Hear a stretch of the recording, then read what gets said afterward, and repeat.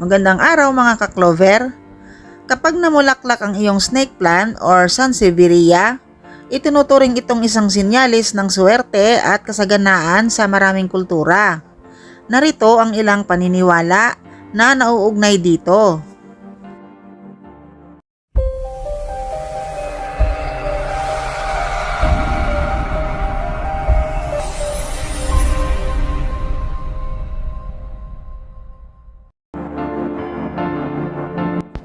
Number 1, pagdating ng kayamanan.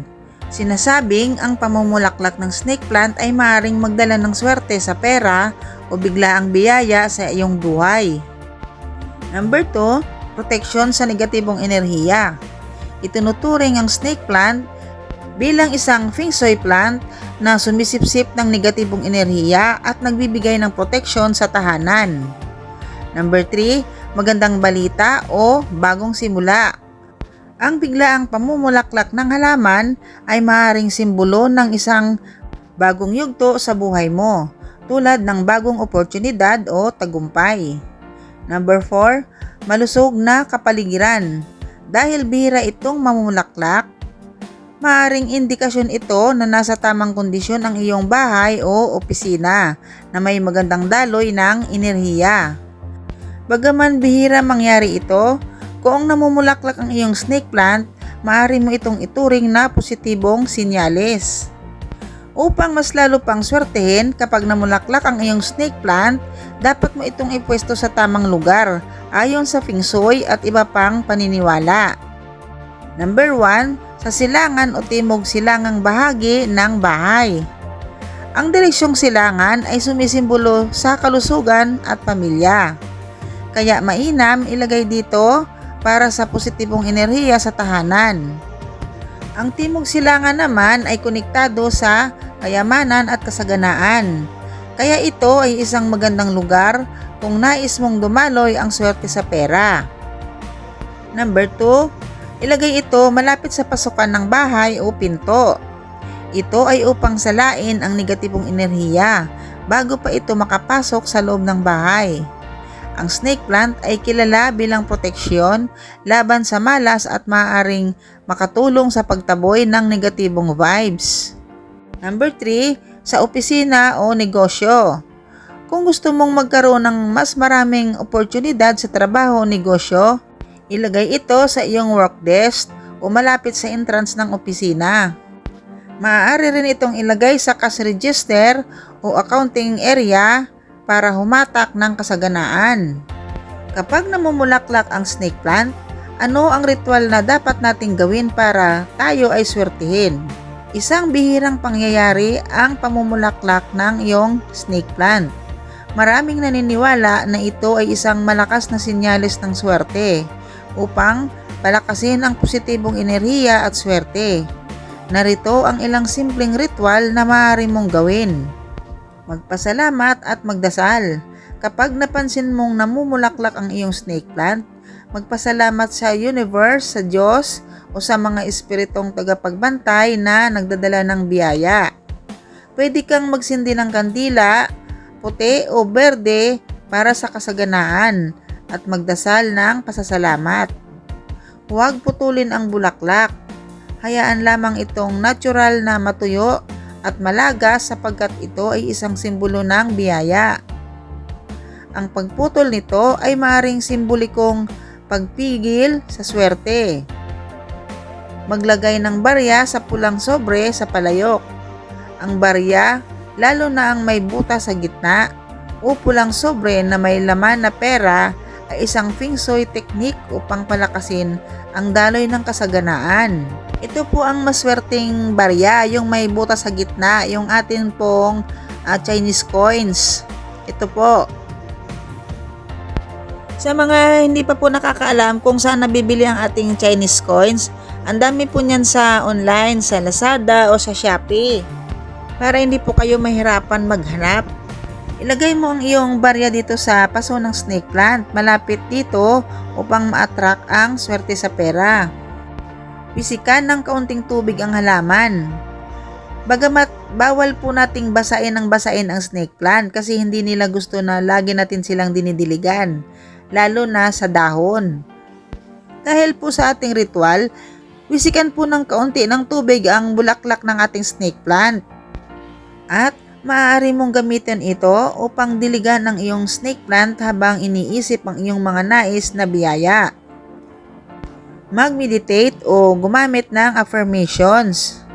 Umupo malapit sa snake plant at sabihin ang mga positibong affirmations tulad ng salamat sa biyaya at swerteng dumarating sa aking buhay. Pinapayagan kong pumasok ang kasaganaan at positibong enerhiya. Yan po ang affirmation. Sasabihin nyo po yan kapag nakita nyo ang inyong snake plants na namumulaklak. At syempre, huwag kalimutan ang tamang pag-aalaga. Ang magandang kalusugan ng snake plant ay sumasalamin sa daloy ng swerte sa iyong buhay. Siguraduhin itong nasa tamang lugar at hindi labis na dinidiligan upang hindi mamatay. Kaya po, huwag nyong didiligan yung inyong snake plant lagi. Okay na po siya diligan ng kahit once a week, basta pag nagdilig po kayo sa lang po, sa lupa lang po, sa paligid, sa puno lang po ng snake plant. Huwag nyo pong didiligan ang kanilang dahon. Kasi po, madali silang mabulok.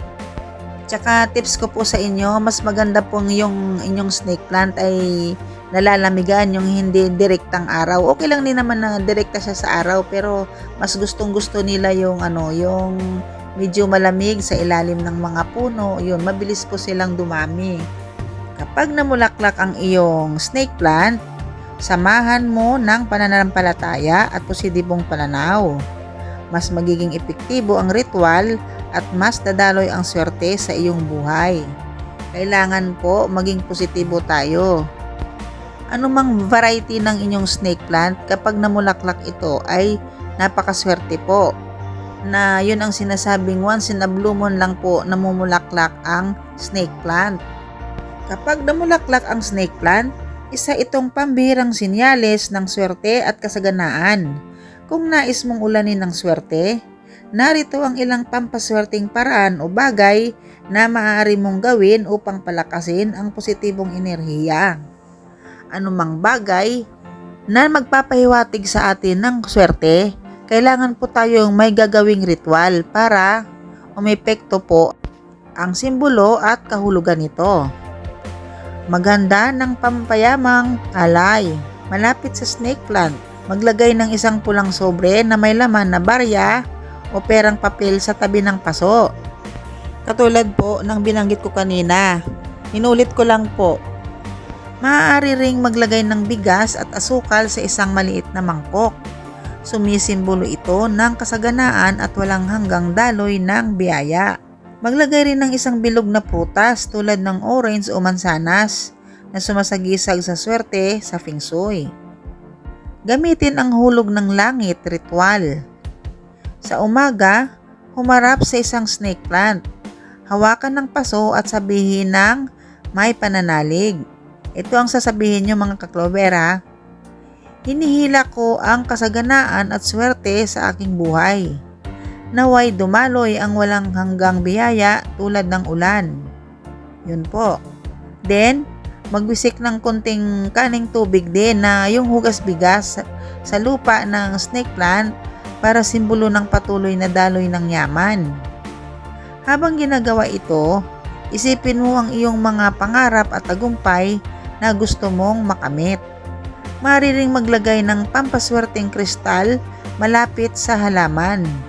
Katulad ng citrine, tinatawag itong merchant stone dahil nag-a-attract ito ng kayamanan. Jade, simbolo ng good fortune at financial stability. Pyrite, mukhang ginto at sumisimbolo ng kayamanan.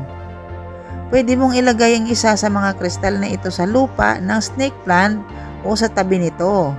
Ipunin ang mga natutuyong bulaklak at itago sa pitaka o sa cash register. Huwag niyo po itong itatapon.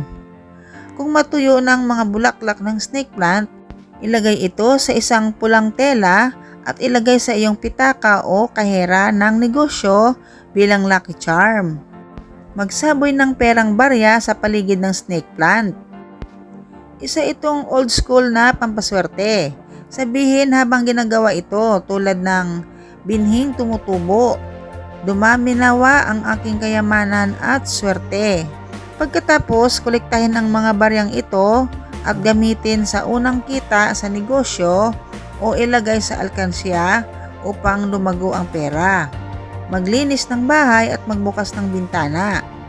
Ang swerte ay dumadaloy kung malinis ang bahay. Siguraduhin ding may natural na liwanag at sariwang hangin upang dumaloy ang positibong enerhiya.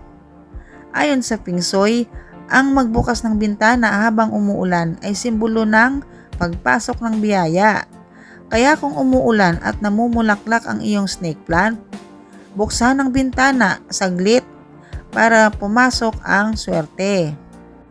Kailangan positibo ang iyong pananaw para mas mabilis dumaloy ang biyaya sa iyo. Itanim ang isang sanga ng snake plant sa bagong paso. Ang pagpaparami ng halaman ay sumisimbolo ng pagpaparami ng swerte. Kumuha ng isang malusog na sanga at itanim ito sa bagong lupa. Habang iniisip na lumalago rin ang iyong kasaganaan at tagumpay. Kung gagawin mo ito nang may pananalig at positibong enerhiya, mas madali mong mahihila ang swerte at kasaganaan sa iyong buhay.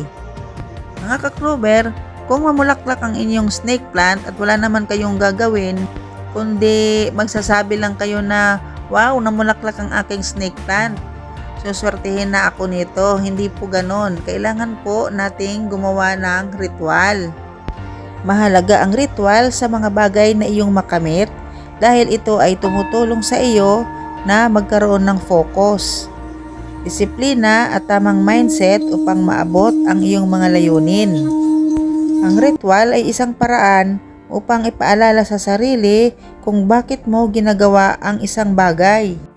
Ang pamumulaklak ng snake plant ay itinuturing na pambihirang pangyayari, kaya maraming naniniwala at kwento ang lumalaganap tungkol dito. Isa sa mga dahilan kung bakit ito itinuturing na maswerte ay dahil sa kanyang bihirang pamumulaklak na tila isang biyaya mula sa kalikasan o isang sinyalis na darating na magandang kapalaran. Ang snake plant ay itinuturing alamat ng halamang tagapagbantay. Ayon sa isang lumang alamat, may isang mahirap na pamilya na may snake plant sa kanilang bakuran. Sa loob ng maraming taon, ito ay lumago ng tahimik ngunit hindi namumulaklak. Isang araw, nang sila ay dumaan sa matinding pagsubok sa buhay, bigla itong namulaklak. Kasunod nito, sunod-sunod na magagandang balita ang dumating sa kanilang pamilya. Nagkaroon ng bagong trabaho ang haligi ng tahanan. Gumaling ang may sakit nilang anak at dumaloy ang kasaganaan sa kanilang buhay.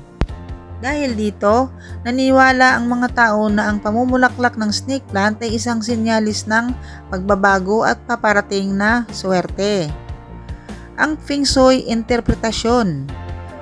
Sa Feng Shui, ang snake plant ay itinuturing na isang proteksyon at tagasipsip ng negatibong enerhiya. Kapag ito ay namulaklak, sinasabing ito ay nagpapalakas ng chi o enerhiya sa tahanan at maaring magdala ng biglaang pag-asenso sa buhay, dagdag na kayamanan o swerteng pera, proteksyon laban sa malas at negatibong enerhiya, bagong oportunidad at masayang pagbabago. Ang paniniwala ng mga matatanda. Sinasabi rin ng mga matatanda na kapag namulaklak ang snake plant ay isang malakas na tanda ng magandang kapalaran. Kung ito ay namulaklak sa loob ng bahay, sinasabing may isang malaking biyaya ang darating sa pamilya. Kung ito ay namumulaklak sa opisina o negosyo, posibleng lumago ang kita o magkaroon ng bagong oportunidad sa trabaho. Kung ito ay namulaklak malapit sa pinto, ito ay nag-aanyaya ng pagpasok ng kasaganaan sa tahanan. Bakit ito sinasabing swerte? Bihira itong mangyari. Ang snake plant ay hindi madaling mamulaklak. Kaya kapag nangyari ito, pinaniniwalaang may positibong enerhiyang dumadaloy sa paligid. Proteksyon sa negatibong enerhiya. Ang snake plant ay isa sa mga halaman na sumisipsip ng toxins sa hangin. Kaya sinasabing kapag ito ay namulaklak, lalo nitong pinalalakas ang proteksyon sa bahay. Sa maraming kultura, ang pamumulaklak ng isang halaman na bihirang mamulaklak ay isang palatandaan ng biyaya mula sa kalikasan o isang mensahe mula sa itaas. Dapat tandaan mga kaklover, kapag namulaklak ang iyong snake plant, dapat ay nasa loob mo ang tamang pananaw at enerhiya upang ganap mong matanggap ang swerte at biyayang dala nito. Dahil ito ay isang bihirang pangyayari, mahalaga ang iyong panloob na estado upang lalo pang mapalakas ang positibong daloy ng enerhiya sa iyong buhay. Dapat mo rin isapuso ang isang pagiging grateful, ay isang malakas na magnet ng swerte. Kapag marunong kang magpahalaga sa biyayang natatanggap mo, mas marami pang darating. Huwag baliwalain ang sinyalis na ito. Isipin mong ito ay isang palatandaan ng darating na magandang kapalaran. Palakasin ang paniniwala mo na may paparating na oportunidad, kasaganaan at proteksyon. Ang snake plant ay isang halaman na naglilinis ng hangin at sumisipsip ng positibong enerhiya. Kapag ito ay namulaklak, dapat kang manatili sa estado ng katahimikan at kasiyahan upang ma-maximize ang swerteng dala nito. Iwasan ng stress, galit at negatibong emosyon. Ang swerte ay mas madaling dumarating sa mga taong may payapang puso at isipan. Kailangan, meron po tayong pagkakaroon ng layunin at ganitong kaisipan. Ganito, dapat sabihin mo sa iyong sarili na handa akong tanggapin ang lahat ng mabuting bagay na darating sa aking buhay. Ako ay pinagpapala at patuloy na swertihin. Ang aking tahanan ay puno ng positibong enerhiya, kasaganaan at proteksyon. Kaya kapag kayo ay nakakatanggap ng maraming blessings, o kung gusto mong patuloy na umulan ng swerte, magbigay din ng mabuting enerhiya sa iba. Maging mabuti sa iyong kapwa, tumulong sa nangangailangan at ipagpatuloy ang mabuting gawa. Tandaan, ang mabuting puso ay mas madaling tinatamaan ng biyaya. Kapag may dumating na bagong oportunidad sa iyong buhay, bagong trabaho, negosyo o magandang pagkakataon, huwag itong talikuran. Isipin na maaring ito ang biyayang dala ng pamumulaklak ng iyong snake plant. Sa madaling salita, dapat nasa loob mo ang pasasalamat, pagiging bukas sa swerte, kapayapaan ng isip at positibong pananaw. Kung mayroon ka ng mga ito, mas madali kang maaabot ng biyayang maaaring dala ng pamumulaklak ng iyong snake plant. Yung mga wala pa pong snake plant dyan, mga kaklover, sana sikapin yung magkaroon kayo dahil maraming benepisyo ang binibigay ng mga halaman, lalo na yung snake plant. At napakadali lang po niyang alagaan. Basta tandaan nyo lagi, kapag kayo ay may halaman na snake plant, huwag nyo silang didiligan sa kanilang dahon. Pag nagdilig kayo, ay laging nasa lupa lamang, nasa tabi ng kanilang puno. Pero kung ulan po, mas gustong gusto rin nilang nauulanan. Iba kasi ang tubig ulan kaysa dilig na galing sa gripo. Kaya para magkaroon ng pag-asa para gumanda ang buhay, magtanim na po tayo ng snake plants. Pero mga kaklover, huwag pong umasa sa bulaklak ng snake plants para kayo ay umaman ha, hindi po ganon. Kailangan magsipag, magtiyaga at may positibong pananaw. Kung naniniwala kayo sa Feng Shui, ang snake plant or Sansevieria ay kilala sa malakas nitong enerhiya dahil sa mga sumusunod na dahilan. Isa itong protektibong halaman. Ang matutulis at matitigas na dahon nito ay sumisimbolo sa espada upang harang sa negatibong enerhiya, shachi o bad energy. Pinoprotektahan nito ang tahanan o opisina mula sa malas, inggit at negatibong enerhiya na maaaring dumaloy sa paligid. Ang snake plant ko po ay puro bonsai na snake plant dahil may espiritu ng bonsai, tagumpay at pagkontrol sa enerhiya. Pinatatagal ang swerte. Ang bonsai ay sumisimbolo ng maingat na pagpapalago ng yaman at swerte sa mahabang panahon. Balansing enerhiya. Dahil ang bonsai ay isang miniature tree, ito ay may yin-yang harmony na tumutulong sa pagpapapanatili ng balanse sa buhay, negosyo at tahanan. Sinyalis ng sipag at tiyaga. Ang isang bonsai ay nangangailangan ng pag-aalaga, kaya ito rin ay sumasalamin sa dedikasyon at pasensya na susi ng tagumpay sa buhay. Ang pagsasama ng snake plant, proteksyon, paglago at kasaganaan. At ang bonsai, kontroladong swerte at balansing enerhiya, ay gumagawa ng isang napakalakas na pampaswerte na halaman. Kung ilalagay ito sa tamang lugar, lalo itong magpapalakas ng positibong enerhiya. Kung meron po kayong bonsai na snake plant, dapat nyo itong ilagay din sa silangan o timog silangan para sa swerte sa kalusugan at kayamanan. Malapit sa pinto o pasukan para protektahan ang bahay mula sa malas at negatibong enerhiya. Opisina o negosyo upang palakasin ang tagumpay at kasaganahan. Sa work desk para sa produktibidad at proteksyon sa karir. Kaya ikaw ka-Clover, may snake plant ka na ba? Kaya tara na para mangalap ng snake plant para meron kayong aabangan sa pamumulaklak nito. Maswerte po ang snake plant kahit wala pa po yung bulaklak. What if kung may bulaklak pa po, ano po? Kaya tandaan at isave nyo po ang videong ito para pag oras na namulaklak po ang inyong snake plant, meron po kayong makukuhang tips na ritual dito sa ating video. Good luck and God bless mga ka-Clover!